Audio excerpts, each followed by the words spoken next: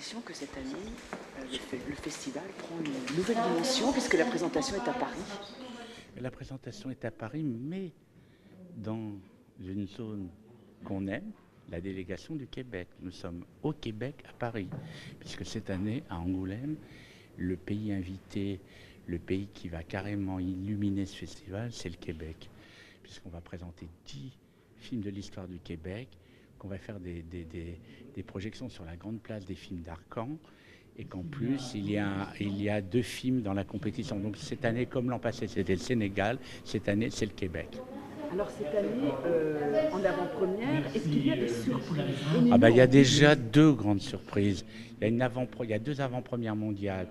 En ouverture, il y a le film de Clapiche Castelchinois avec Audrey Tautou, avec Romain Duris, avec Cécile de France qui seront là. Et c'est la première mondiale. Et sachez que le film ne sort qu'au mois de décembre. C'est-à-dire qu'ils nous font confiance. C'est même pas une priorité, c'est quelque chose d'assez incroyable. Et de même pour la clôture, où nous avons le film de Tavernier, qui sera aussi la première mondiale, qui s'appelle Quai d'Orsay, avec Raphaël Persona et Thierry Lhermitte. Alors parmi tous ces films, peut-être un futur Intouchable? Oui, vous savez qu'Intouchable, c'est un peu nos porte-bonheur. Il nous a permis de monter de 10 crans dans l'histoire des festivals. On était un festival régional, francophone, et on est devenu un festival francophone, régional et international. Oui, parce que vous avez même parlé durant cette conférence de presse de Cannes à Angoulême.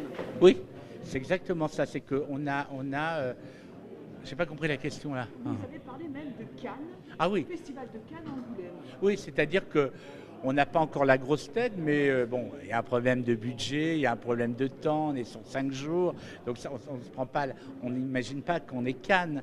Mais vu la façon dont on en parle à Paris, les retours, la volonté à ce que les gens viennent, on sent qu'ils veulent venir à Angoulême, ils s'y prennent. Cette année, on a des demandes de journalistes, si bien qu'on a tous les hôtels sont complets déjà.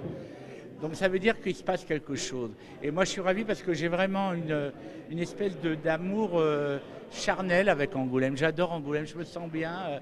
Là-bas du reste j'ai pas le cœur qui bat, il bat bien. Je suis pas stressé. Et je suis vraiment heureux d'avoir, il y a 6 ans, pu faire ce festival avec l'aide de la région à l'époque, même si après ça a été plus dissonant. Quand même, grâce au maire, grâce à Michel Boutan, qui est vraiment notre parrain. Donc franchement, tout va bien. Dernière question, j'ai entendu aussi, vous avez parlé de Cinecittà. Non, c'est-à-dire que... je pense qu'Angoulême a vraiment un potentiel pour devenir Cinecittà. C'est-à-dire que Cinecittà meurt en Italie, mais nous, au contraire, on progresse.